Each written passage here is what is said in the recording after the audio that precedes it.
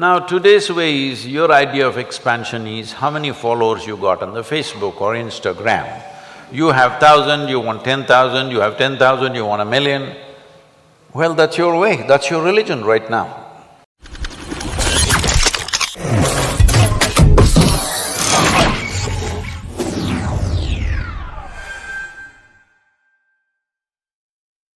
A significant population in our world identifies as religious. And they do so for a number of reasons. Some of them state it's for peace or a way of life or some direction. And they bring up their children with religion. They sort of imbibe values and principles using religion as a channel. But on the other hand, we have some people whose values are so deeply entrenched in religion that religion ends up becoming the first priority and humanity ends up becoming the second. And we see examples of this. For example, when people oppose interreligion marriages or religious riots or in extreme cases terrorism.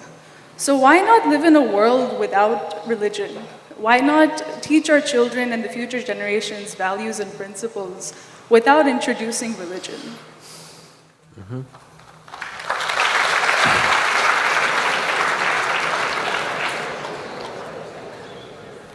I see the question is popular.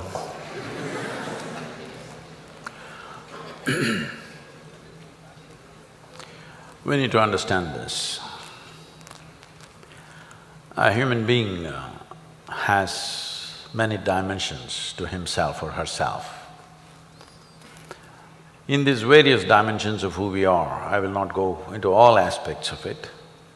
One fundamental dimension is, doesn't matter where you are in your life, you want to be something more. Right now, you will be thinking, if I just pass my examinations, that's good enough. But the moment you pass, you know it's meaningless. You want to find a job.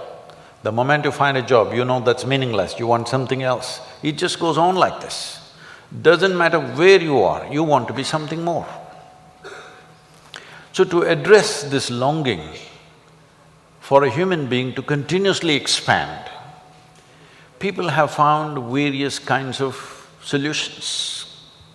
These solutions over a period of time have gotten concocted into all kinds of philosophies, ideologies, belief systems and become variety of what you may say as religion.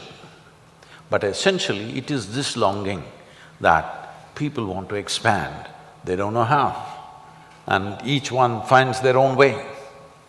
Now today's way is, your idea of expansion is how many followers you got on the Facebook or Instagram. You have 1,000, you want 10,000, you have 10,000, you want 1,000,000. Well, that's your way, that's your religion right now. You need to understand this. Well, maybe in another 50, 100 years, there may be a FB religion. I'm saying if it gathers enough following, it becomes that.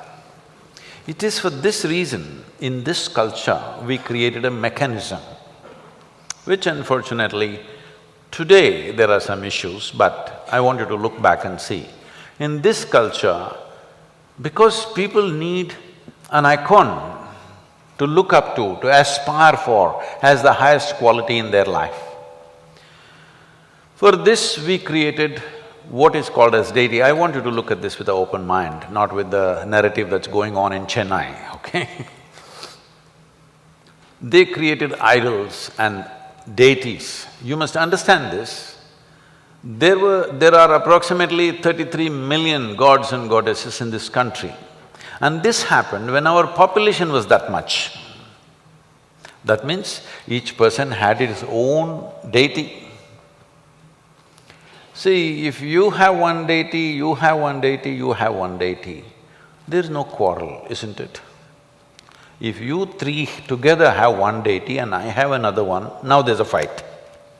I have my own, you have your own, she has her own, he has her own. What's the problem? Hello? So we call this Ishta Devata. That is, you can create your own god. This is the only and only culture on the planet which has been conscious that God is our making for our needs, according to the needs that we have. We want money, we have one kind of God. We want peace, we have another kind of God. we want security, we have another kind of God. For every need, we created a form. One thing is, it may be on one level, it's just a psychological process. On another level, there is a science to this, that we created certain energy forms which would function in a certain way. If I say this, unless I go into the entire science of it, there'll be many gaps and there'll be many questions will pop up. But the moment this gets endorsed by the Western world, questions disappear in most educated people's minds, unfortunately. Hello? It must get endorsed by the Western society, then suddenly it's perfect. Nobody asks any question, so let me endorse it. Man from Tamil Nadu, name Ramanujam, you heard of him? Ramanujam? Yeah. Did not get any PhD in mathematics, did not go to any big college, just simply started pouring mathematics. If he was here, by now he would have vanished. You would not have heard of him, please know this. He went to England, That's the thing.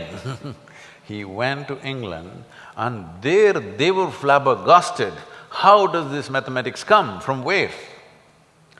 Well, a whole lot of things he himself could not explain, but the mathematics that he wrote down in his notebooks in 1908 got endorsed somewhere in 1994 or 96, saying that this math that he's talking about is the backbone for proving that there are black holes. I want you to understand, in 1908, there was no concept of black hole in the scientific community.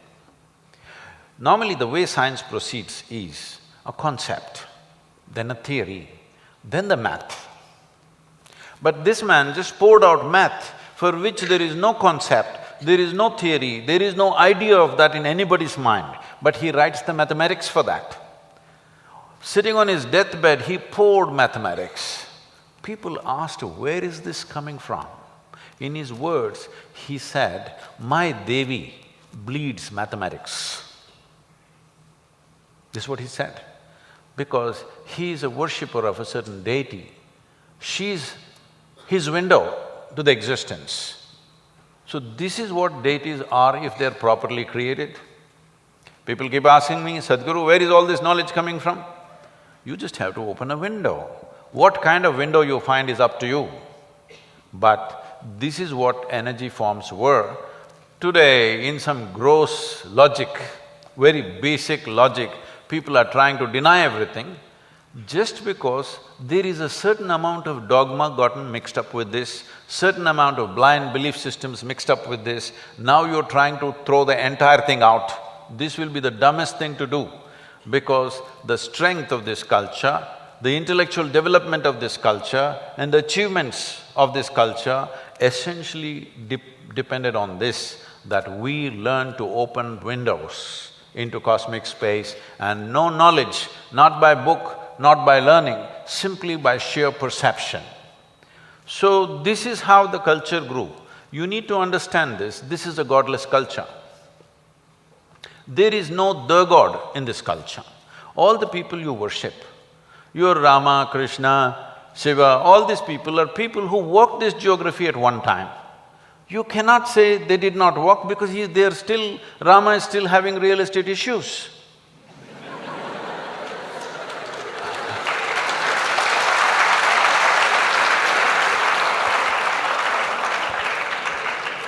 And all of them, they did not fall from the sky, they did not appear somewhere. No, they were normal birth for their mothers, they grew up, they went through the trials and tribulations of life, more drama than what happens in your lives, all kinds of struggles.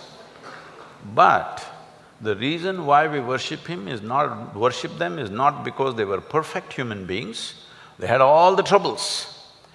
But whatever the trouble, doesn't matter what life threw at them, their way of being was not disturbed, they were above it. And this is all you can do in your life. What life throws at you, is not your choice, it'll throw all kinds of things at you. What you make out of it is 100% your choice. If you choose this, we will worship you in this country because you're free. Because the only and only value we have in this culture, which this generation is forgetting, if you just talk to your mother, grandmother, for sitting down, standing up, they'll say mukti, moksha. Because the highest value is liberation, highest value is not God, highest value is not heaven, highest value is liberation, to become free from the process of life, to live here in such a way that life can do what it wants, but I will do what I wish consciously. It doesn't matter what life does, I will do only what I want.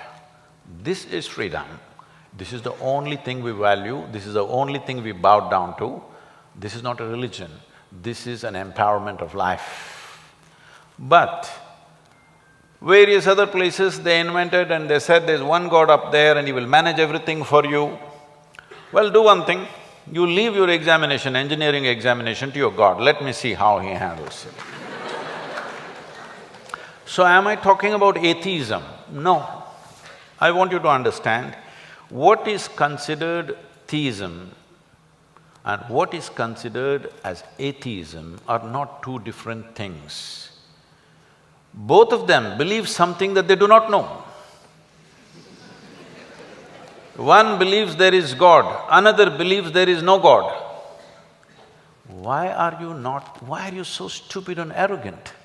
Why can't you say you don't know? The fact is you do not know, isn't it? Hello?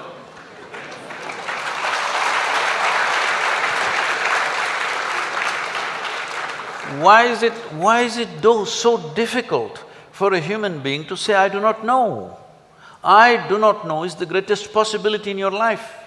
The moment you say, I do not know, the longing to know, wanting to know, seeking to know and the possibility of knowing becomes reality in your life. Everything you do not know, you believe. You become dead when you're alive. Yes. If you believe something, the advantage of believing something is you get confidence.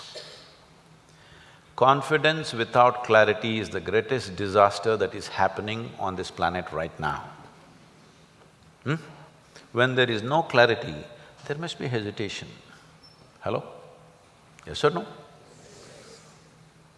Confidence is not a substitute for clarity. Unfortunately, religions in the world, even all the other kinds of philosophies, I believe in myself, not God anymore, I believe in myself. You trying to build confidence instead of sharpening your clarity. Confidence is not a substitute for clarity. Confidence without clarity is the greatest disaster that human beings are unfolding on this planet. See, suppose I want to walk through you, but my vision is not clear. I must at least be hesitant and seek help, please, can you help me? No, I'm confident. What'll happen? I'll step on everybody's face. But that's what they're doing. Those who are confident without clarity are stepping on everybody's faces and they're super confident because they're going to heaven. Hello? See, those who believe that there is a heaven, in their mind, if there is a heaven, they must proceed today, isn't it?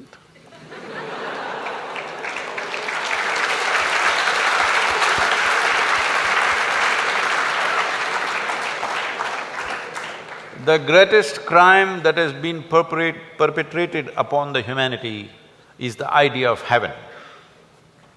That there is a better place than this to live. This is the worst idea that has destroyed humanity.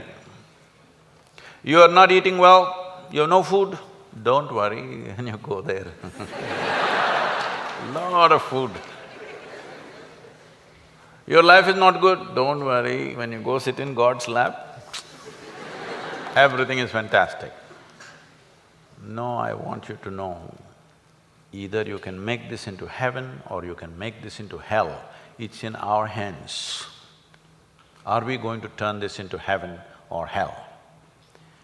This is the only place. The idea that there is a better place is the disastrous idea. If there is a better place, please go now. Hello? Why are you staying here and talking about better place? Why are you asking me to go? Why don't you go? Hello? If genuinely you're dead sure there is a better place, you must go right now, isn't it? Now you want other people to go? What is this? So these kind of nonsensical ideas have been flown for too long. It's time to end it. But this is not atheism or theism. This is just being a sensible human being. What I know, I know. What I do not know, I do not know. What's the problem?